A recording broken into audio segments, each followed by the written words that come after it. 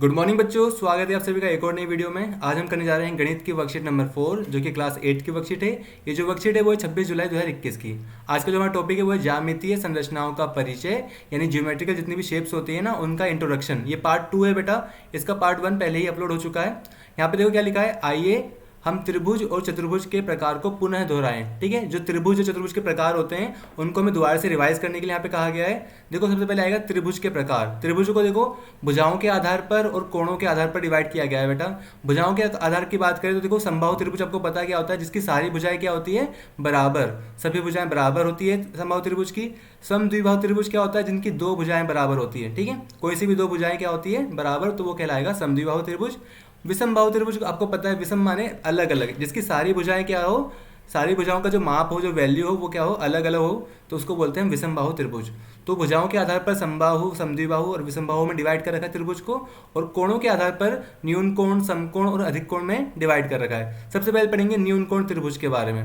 अब न्यून कोण त्रिभुज आपको नाम से समझ में आ रहा है, न्यून मतलब क्या होता है, ऐसा कोण जो 90 डिग्री से छोटा हो। ठीक है, सो सभी कोणों का माप क्या है, 90 डिग्री से कम होता है। यानी न्यून कोण त्रिभुज के अंदर सारे जितने भी तीनों कोण होते हैं उन सभी का माप क्या होता है, 90 डिग्री से कम होता है। समकोण त्रिभुज के अंदर क्या होता है, जिसका कोई एक कोण 90 डिग्री हो। देखो यहाँ पे ये जो कोण बना है ये 90 डिग्री का है, 90 डिग्री का है, यानी ये क्या है, एक समकोण त्रिभुज है, क्योंकि इसका एक कोण क्या है, 90 डिग्री का। अधिक कोण त्रिभुज क्या होता है बेटा, जिस त्रिभुज के अंदर कोई एक कोण 90 डिग्री का हो, 90 से अधिक हो, सॉरी, अगर एक कोण 90 से अधिक होगा तभी तो वो अधिक कोण कहलाएगा। सो यहाँ पे देखो ये जो एक कोण दे रखा है वो 90 से क्या है, बड़ा है, यानी 90 से बड़ा है, इसलिए इसको बोलेंगे अधिक कोण त्रिभुज। सो या इस तरह से हमने भुजाओं के आधार पर और कोणों के आधार पर हमने डिवाइड कर लिया। आगे देखते हैं यहाँ पे क्या लिखा है। यहाँ पर देखो त्रिभुजों का नाम दे रखा है हमें, यहाँ पे एक त्रिभुज बता रखा है, यहाँ पे लिखा है हम त्रिभुज का नाम अपने अनुसार रख सकते हैं। उदाहरण के लिए यहाँ लिखा है इस त्रिभुज का नाम के एल एम रखते हैं। यहाँ पे देखो के लिखा है, यहाँ पे एल लिखा है, यहाँ पे एम लिखा है। अब हमने इसके अपने सुविधा के अनुसार, अपने अकॉर्डिंग हमने इसका नाम के एल एम रखा है। इसके अलावा देखो इसको जब हम शो करते हैं, दिखाते हैं, तो किस तरह से दिखाते हैं, यहाँ पे त्रिभुज का साइन सिंबल बनाना पड़ता है, ये सिंबल होता है त्रिभुज का, और इसको लिखेंगे के एल एम। ठीक है, सो के एल एम हो गया। या आप चाहो तो इसको एल एम के, यहाँ पे लिखा भी है ना, एल एम के कर लो, या एम के एल, या एम के, ठीक है, एम एल के, या मतलब यानी हर तरह से हम इसको लिख सकते हैं। ठीक है, ऐसा नहीं है कि हम सिर्फ के से शुरुआत करेंगे, हम चाहे तो एल से शुरुआत करें, एल से शुरुआत करके एम पे जाएं फिर के पे चले जाएं, या एल से शुरुआत करके के पे चले जाएं फिर एम पे चले जाएं। यानी कि हम त्रिभुज का जो नाम होता है वो अपने अनुसार, अपनी सुविधा के अनुसार रख सकते हैं। बस ये सिंबल जो होता है, जो साइन होता है, वो आपको लगाना पड़ेगा त्रिभुज का। ठीक है, अब यहाँ पे देखो ये जो त्रिभुज है, यहाँ पे उसने कहा है कि अतः सभी त्रिभुज समान है। मतलब आप चाहे के एल एम लिखो, चाहे एल के एम लिखो, सारे के सारे क्या होंगे बेटा, समान होंगे। इस त्रिभुज के कोणों और भुजाओं के नाम लिखिए। अब बोला है कि इस त्रिभुज के हमें कोण भी लिख के बताने हैं और भुजाएं भी लिख के बतानी है। अब देखो कौन कौन सी भुजाएं हैं इसके अंदर, पहले ये देखते हैं। यहाँ पे देखो एक भुजा तो ये रही, एल के लिख सकते हो आप, एल एम एक भुजा है, और एक एम के, यानी एक दो तीन, तीन भुजा हो गई, और ये तीन कोण है इसके अंदर। भुजाओं और कोणों का नाम आप किस तरीके से लिख सकते हो, ठीक है, देखते हैं इसको। यहाँ पे आप लिख सकते हैं, देखिए यहाँ पे लिखा है के, ये जो त्रिभुज यहाँ पे बना दिया हमने, यहाँ लिखा है के त्रिभुज के एल एम की भुजाएं। कौन कौन सी भुजाएं हैं, एक तो है के एल, देखो ये रही के एल, एक है एल एम, ये रही एम एल एल एम, और ये है एम के, ये रही एम के। तो तीन भुजाओं के नाम यहाँ पे इस तरह से लिख सकते हो, त्रिभुज के एल एम की भुजाएं, इस तरीके से यहाँ पे आ जाएगी तीनों। और लिखा है त्रिभुज के एल एम के कोण। अगर कोण की बात करें बेटा तो पहला कोण देखो क्या होगा, के एल एम, मान लो हमने इस एंगल की बात करें तो क्या होगा, के एल एम। दूसरा हो गया एल एम के, ये वाला एल एम के, और तीसरा क्या होगा, एम के एल, ये हो जाएगा एम के एल। ठीक है, इस वाले कोण का नाम एम के एल हो जाएगा। याद रखना हर बार जो ये जो नंबर होगा, एल एम जो सिंबल है ना, जो एल एम और के है, ये ना बीच में आएगा। या देखो फर्स्ट वाले में एल बीच में आया था, सेकंड वाले में एम बीच में आया था, थर्ड वाले में के बीच में आया था। तो इस तरीके से नाम लिखते हैं। आप चाहो तो उसको उल्टा भी कर सकते हो, के एल एम की जगह आप लिख सकते हो एम एल के, ठीक है, एल के एम और के एम एल। ठीक है, इस तरीके से इसको यहाँ ऐसे भी कर सकते हैं। आगे देखते हैं क्या लिखा है। यहाँ पे हमें दे रखा है एक चतुर्भुज आगे, ठीक है, यहाँ क्या बता रखा है, यहाँ पे दिए गए चतुर्भुज का नाम लिखिए। ये चतुर्भुज दे रखा है, इसका नाम लिखना है। तो पहले चतुर्भुज का सिंबल क्या होता है बेटा, यहाँ पे एक छोटा सा चतुर्भुज बनाना पड़ेगा इस टाइप से, और इसका नाम क्या लिख सकते हैं, देखो ए बी सी डी, ए से बी पे गया, बी से सी पे गया, सी से डी पे, और डी से दोबारा से ए पे, या ए बी सी डी बोल दो। यहाँ लिख सकते हैं हम ए बी सी डी। आप चाहो तो ABCD लिख दो, चाहे आपको उल्टा लिख दो ADCB, पर याद रखना सीरीज वाइज होना चाहिए। ये नहीं कि अगर आप इसको ऐसा नहीं हो सकता कि ACBD, ऐसे नहीं हो सकता, याद रखना। इसको जब लिखेंगे तो हम इस तरीके से लिखेंगे, ठीक है, लाइन से, या तो ऐसे ले जाओ या ऐसे लेके जाओ, ठीक है। अब आगे देखते हैं यहाँ पे क्या दे रखा है। इसमें और चीज़ें भी दे रखी हैं। पहला है, हमें दे रखा है डायगोनल, सभी भुजाओं की बात कर रहा है। तो सभी भुजाएं कौन कौन सी इसके अंदर, पहली भुजा कौन सी है बेटा, AB, जहाँ लिख सकते हैं हम AB, ऊपर ये बार लगा देंगे। बार ये जो होता है बेटा, इसका मतलब क्या होता है, रेखाखंड, ये रेखाखंड का सिंबल होता है ना। सो AB एक भुजा हो गई। दूसरी देखो क्या हो सकती है, AB तो एक भुजा है, दूसरी लिख तो BC, दूसरी भुजा BC हो गई। तीसरी क्या हो सकती है बेटा, CD, C से लेके D तक भी एक भुजा है, तो CD एक भुजा हो गई। और D से लेके A तक DA, वो भी क्या है, एक भुजा है। सो हमने ABBCCD और DA 4 भुजाओं के नाम लिख दिए।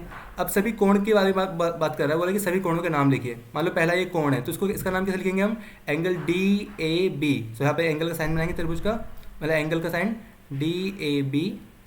फिर इसका नाम क्या होगा बेटा, इसका नाम लिखेंगे हम ABC। सो ABC। इसका नाम क्या होगा बेटा, इसका नाम होगा BCD, एंगल BCD। और इस वाले एंगल का नाम क्या होगा, CDA, एंगल CDA। इस तरीके से हमने सभी कोणों के नाम लिख दिए। आगे देखते हैं क्या लिखा है, सभी विकर्ण। विकर्ण क्या होता है बेटा, जो बीच में से, जो किसी भी आकृति को बीच में से काटते हैं ना, चतुर्भुज को, उसको बोलते हैं विकर्ण।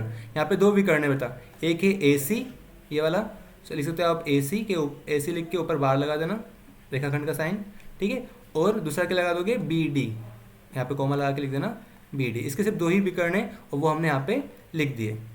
आगे देखते हैं, आगे हमें क्या दे रखा है। आगे हमें बता रखा है, देखो यहाँ पे अलग अलग जो चतुर्भुज है उनके नाम दे रखे हैं, और उनकी कुछ जो कुछ खास जो गुण होते हैं ना, आकार के गुण, वो हमें यहाँ पे दे रखे हैं। पहला देखो यहाँ पे नाम दे रखा है चतुर्भुज।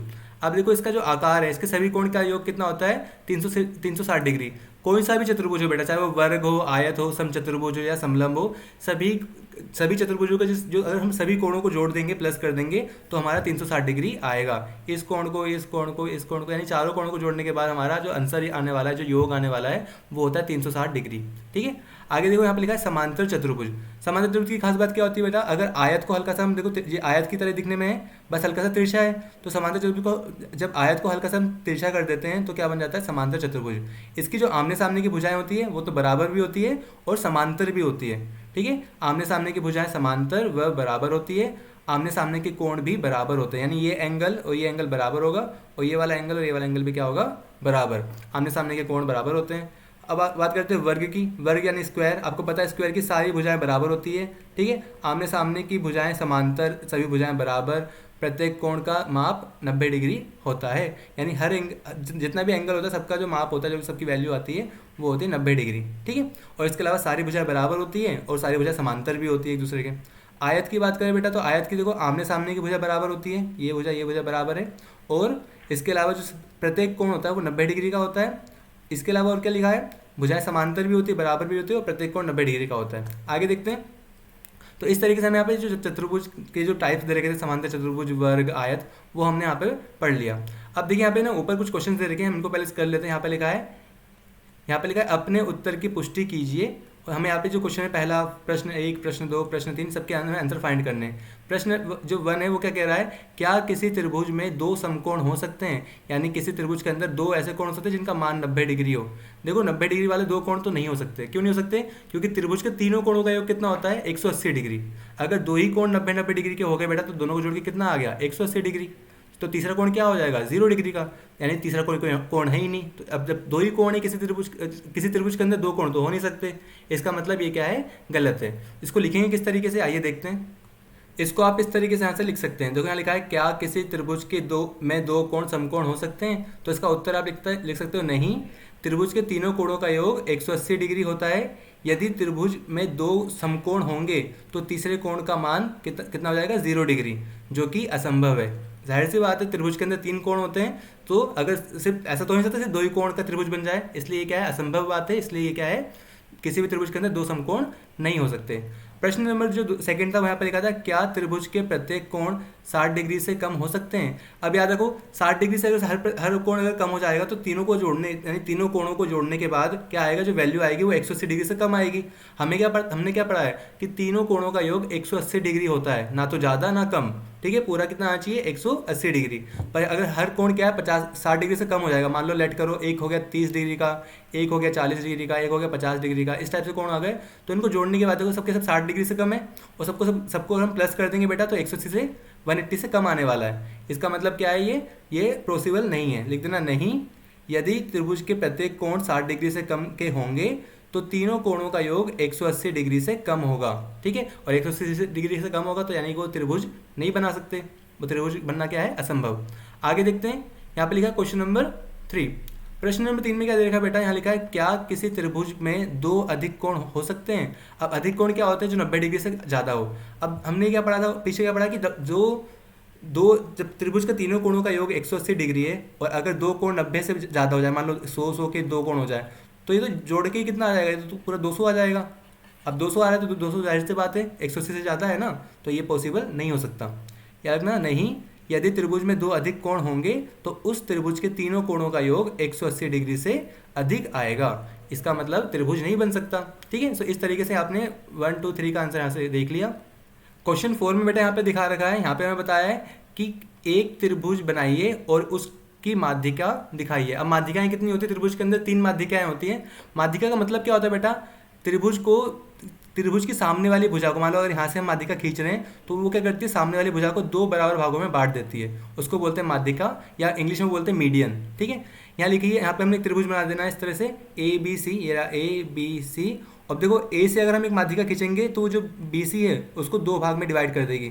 ठीक है, तो A से हमने AQ खींच दी, यहाँ से हमने B से एक R तक हमने जो लाइन खींची है उसने AC को 2 इक्वल पार्ट में डिवाइड कर दिया है, और जो हमने C से खींची है उसने AB को 2 इक्वल पार्ट में डिवाइड कर दिया है। तो यहाँ पे इस तरीके से आप ये डायग्राम बना देना और यहाँ पे लिख देना कि BR CP तथा AQ त्रिभुज ABC की 3 माध्यिकाएं हैं। ठीक है, हमें तीनों माध्यिकाएं लिखनी थी तो हमने यहाँ पे लिख दी। आगे देखो क्वेश्चन नंबर 5 क्या बोल रहा है बेटा, उसने कहा है कि एक त्रिभुज में कितनी माध्यिका होती है। आपको अब हमने ऊपर देख लिया है एक त्रिभुज में कितनी होती है, 3 माध्यिकाएं, तो लिख सकते हो एक त्रिभुज में 3 माध्यिकाएं होती हैं। ठीक है, अब इस तरह से ये क्वेश्चन भी खत्म होता है। आगे देखते हैं, आगे क्या आगे हम यहाँ पे देखते हैं, आगे क्या दे रखा है, यहाँ पे दे रखा है हमें आओ जाने के अंदर यहाँ पे क्या दे रखा है, यहाँ पे बता रखा है कि समचतुर्भुज, समलंब चतुर्भुज तथा पतंग की आकृति बनाइए और माप ज्ञात कीजिए। हमें वैल्यू ज्ञात करनी है, वैल्यू फाइंड करनी है किसकी, प्रत्येक भुजा की। यानी हमें पहले समचतुर्भुज बनाना पड़ेगा और उसकी सारी भुजाओं को मेजर करना पड़ेगा कितनी होगी। अब देखो समचतुर्भुज की सारी भुजाएं बराबर होती हैं, तो ये तो आप एक भुजा निकाल लोगे तो सारी भुजाएं की वैल्यू सेम ही आने वाली है। प्रत्येक विकर्ण निकालने की, हर विकर्ण का माप कितना होगा, प्रत्येक कोण निकालने कि उनका माप कितना होगा। देखिए यहाँ पे इसका आंसर लिखा हुआ है, यहाँ पे लिखा है हमने पहले यहाँ पे बना दिया एक समचतुर्भुज। ठीक है, यहाँ पे एक समचतुर्भुज बना दिया है, फिर एक समलंब चतुर्भुज बना दिया है और एक यहाँ पे पतंग की आकृति। अब इसको आपको खुद से करना है बेटा, यहाँ पे जो भुजाएं हैं, जितनी भी भुजाएं जो साइड दे रखी है आपको खुद से मेजर करनी है। आप पहले इसको ड्रॉ कर लेना अच्छे से और आपको स्केल से यहाँ पे जो जितनी भुजाएं हैं उसको नाप लेना है। आपको मेजर करना तो आता ही है कि 4 सेंटीमीटर की भुजाएं सारी या 5 सेंटीमीटर की भुजाएं, आप वो नाप सकते हो। और जब इसके कोण मतलब एंगल नापने की बारी आएगी तो आप किसका यूज़ करोगे, डी का। आप डी से मतलब इसका जो होता है उसका एंगल मेजर कर सकते हो, और जो डायगोनल्स हैं ये विकर्ण, इसको भी आप स्केल से आराम से मेजर कर सकते हो। तो यहाँ पे भुजाएं देखो, भुजाएं तो सारी बराबर होगी समचतुर्भुज की, तो यहाँ पे भुजाएं लिख देना। सब क्या होगी, अगर 4 सेंटीमीटर तो सब 4 हो जाएंगी। विकर्ण की बात करेंगे बेटा तो विकर्ण अलग अलग होंगे, एक छोटा विकर्ण है देखो आप देख सकते हो फिगर के अंदर, और एक बड़ा विकर्ण है, तो इसके विकर्ण अलग अलग आएंगे, वो यहाँ पे आप मेजर करके लिख देना। और जो कोण की बारी आएगी तो बेटा इसके जो जितने भी कोण है देखो, आमने सामने वाले कोण क्या होंगे, बराबर, और ये वाले कोण क्या होंगे, बराबर। तो आप कोण को भी मेजर करके यहाँ पे लिख देना। सेम यही काम क्या आपको समलंब चतुर्भुज के लिए भी करना है। यहाँ पे भी क्या करना है, इसकी जो भुजाएं हैं, ये वाली भुजा, ये वाली भुजा, ये वाली भुजा, ये भुजा का आपको नापना है कि इनका मान कितना आ रहा है। याद रखना समलंब चतुर्भुज की भुजाएं अलग अलग हो सकती है, ऐसा नहीं हो कि ये आमने सामने की भुजा बराबर ही हो।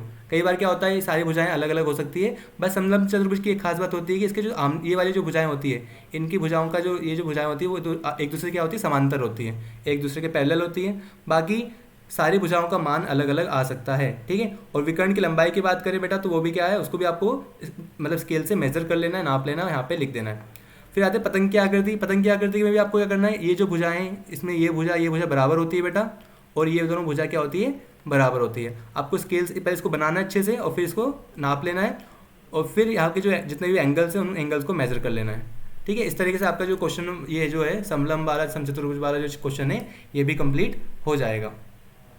इसमें एक चीज़ और दे रखी है बेटा, उसमें लिखा हुआ है कि अपने अवलोकन के आधार पर उपरोक्त आकृतियों के गुणधर्म लिखो और उनकी चर्चा अपने अध्यापक से करें।